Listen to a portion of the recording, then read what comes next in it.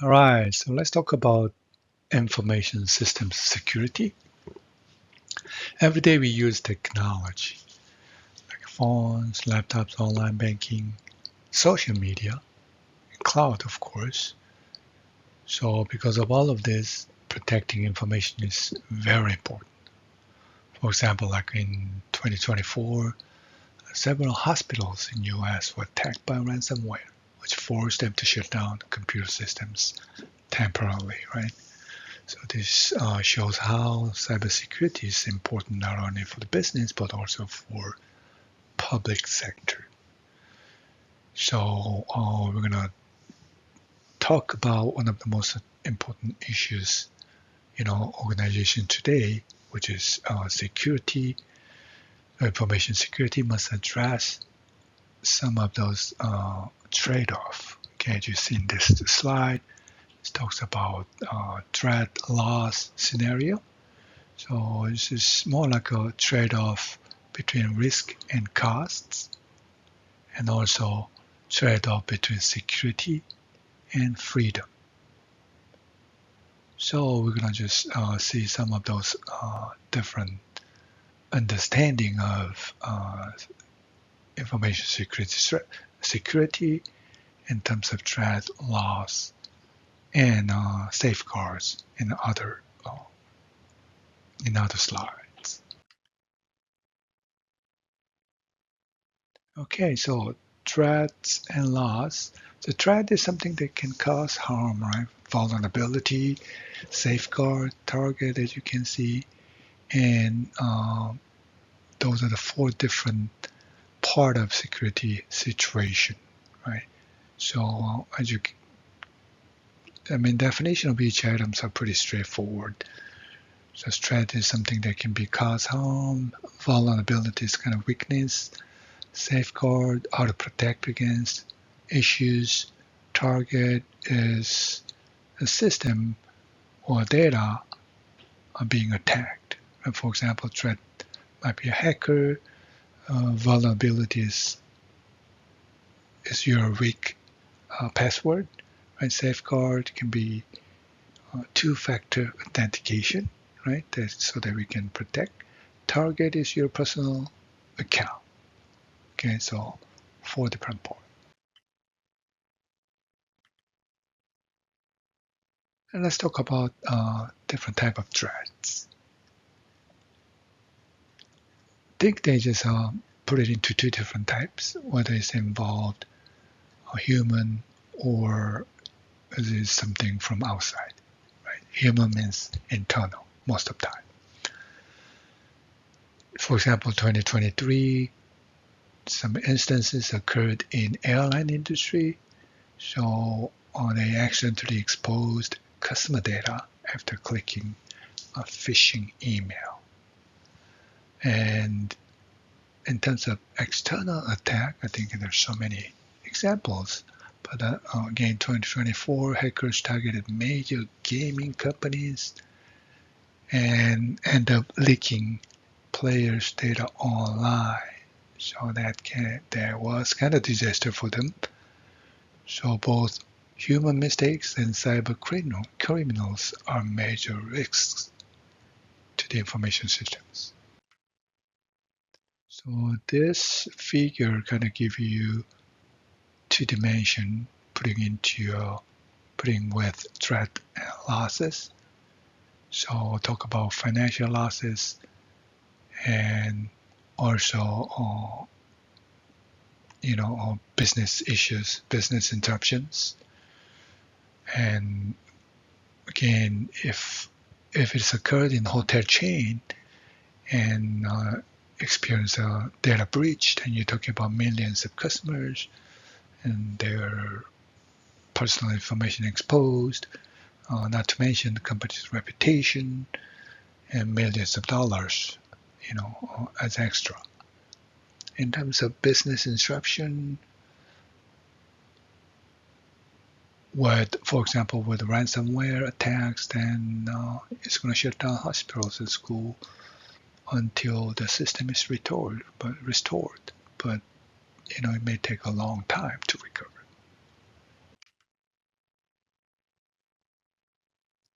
So what are the challenges of information systems security?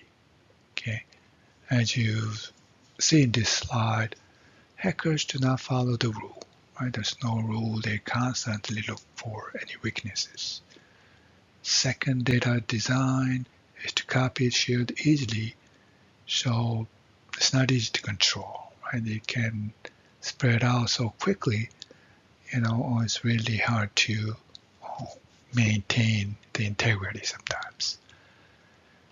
And new technologies open security weaknesses. For example, we talk about AI tools, because it's the latest one. So it becomes so popular, hackers begin using AI to create more,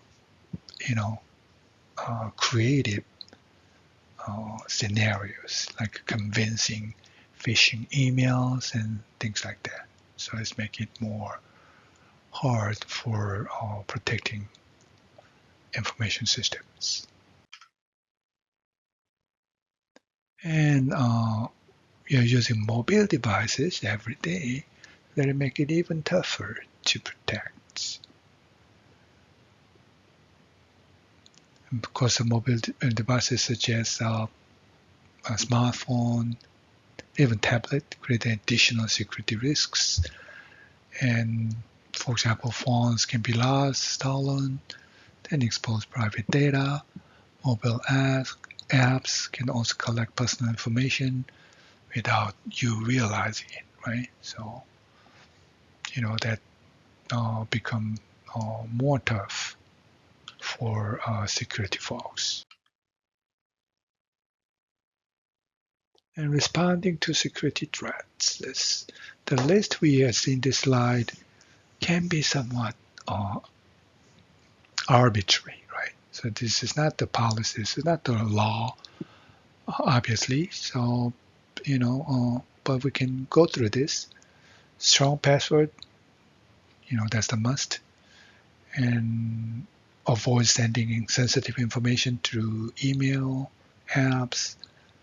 3, and you got to use the secure website using HTTPS, which is pretty much standard. And antivirus software should be used. And Wi-Fi, right? Especially when you're using public Wi-Fi. Be careful not to log into your banks or online, online stuff, online account, for example. And gotta use two-factor authentication. I think lately we gotta use passcode, right? Passcode appears to be more secure than two-factor authentication. So passcode code is kind of dominating lately because it's much safer.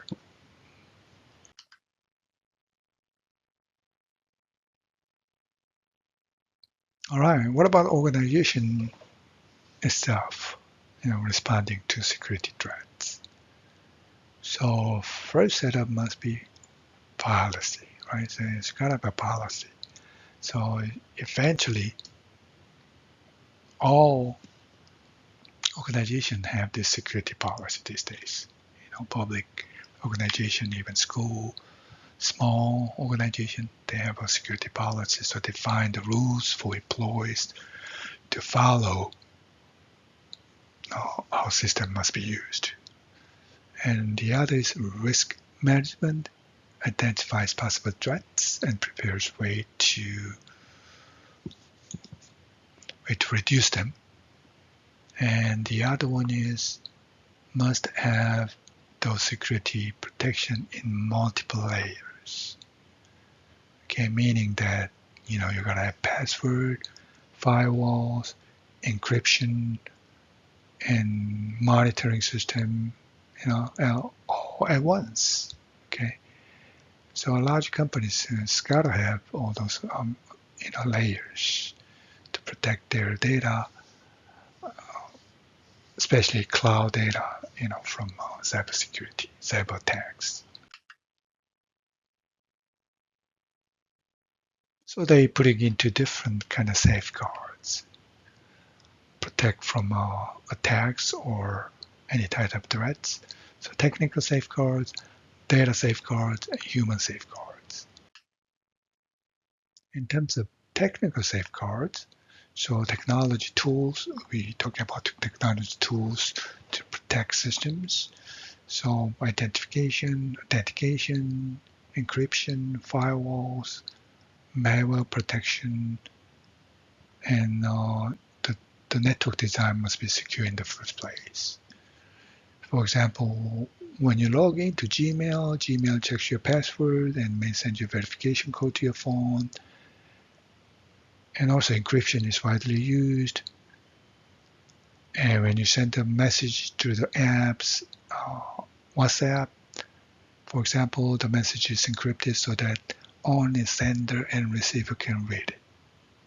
So these technical tools help prevent unauthorized access. Okay. And what about identification and authentication, right? Password has been used in a long time, and people begin to use smart cards, which is kind of storage, physical storage, so that you can protect, those keys, private keys, can be accessed to any data in your card and other types of information, which is pretty personal. So smart card is another good tool. And captcha tests, we are experiencing this test anytime, the system trying to check the user, whether it is human or machine, so that, can be protected somewhat. And biometrics using fingerprint or facial recognition these days. And single sign-on, we talk about just use only once, then access to rest of the services, especially Microsoft, Google, that's a good example. So once you log into Microsoft Office 365, then you can log into Outlook, Teams, OneDrive. What else we have it? Microsoft. The other Microsoft apps can be accessed automatically. Same thing with the Google, and many other websites actually allow you to log in using Google account instead of creating new account.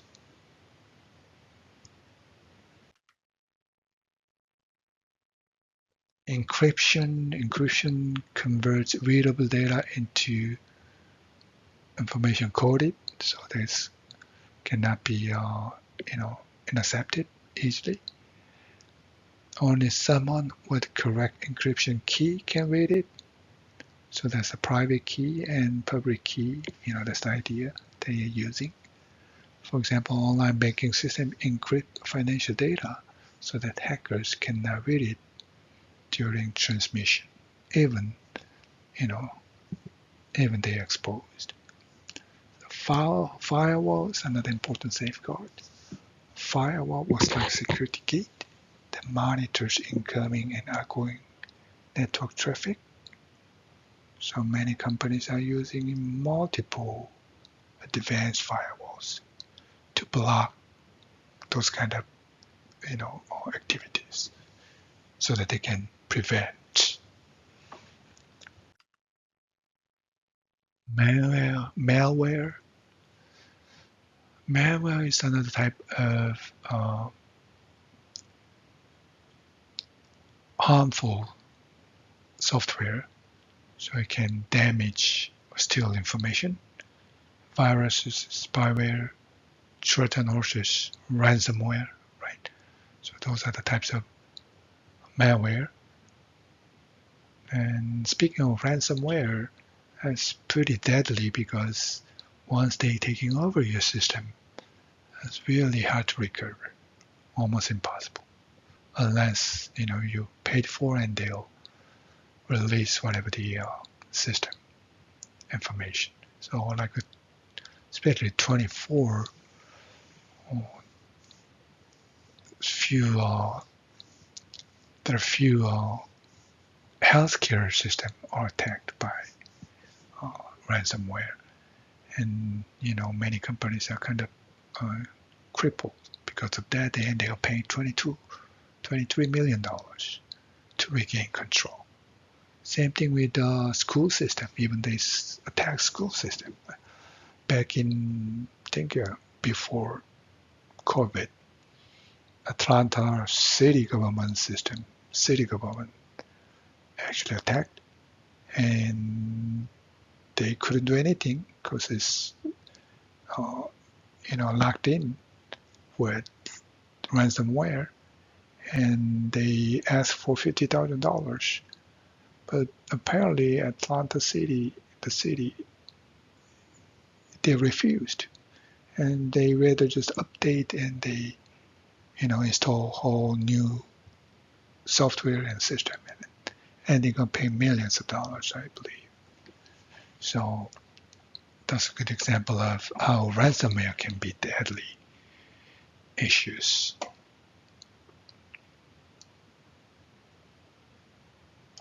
And a VPN is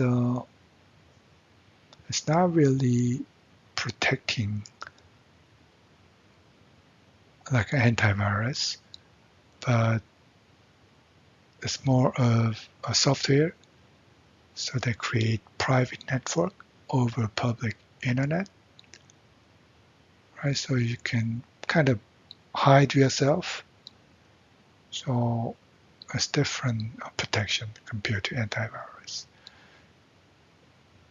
So this VPN connects a client and server and enable rather secure communication, right? So I think that technically they call it tunneling technology. So keep it more secure in terms of data transmission. And data safeguards, so protect actual data stored in your system. So organization must define data policies that explain who can access certain information. So access should only allow after authentication. Data should also be encrypted and backed up regularly. Of course, physical security is important, like locking, rooms, server rooms, and protecting data center and so forth.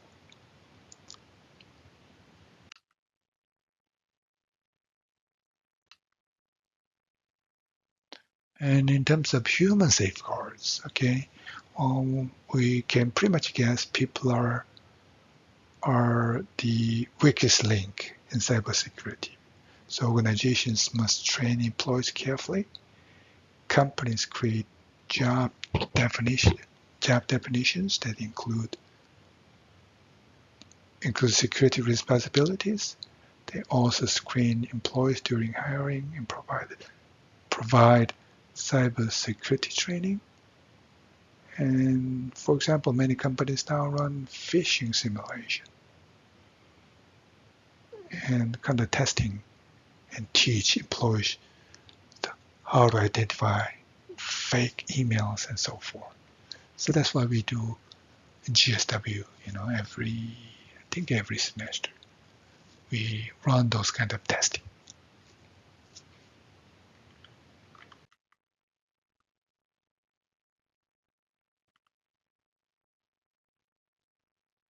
Okay. Okay. Then let's talk about how should organizations respond to security incidents. And you gotta have a plan first of all, right? So a good plan include clear reporting process, centralized communication, practice drills, investigation of the cause. For example, a company experiences a data breach. The IT system must quickly identify the attack, stop it, restore the system, And big companies run the security response team that monitors threat pretty much 24/7. So preparation helps organization respond quickly and minimize potential damages, of course.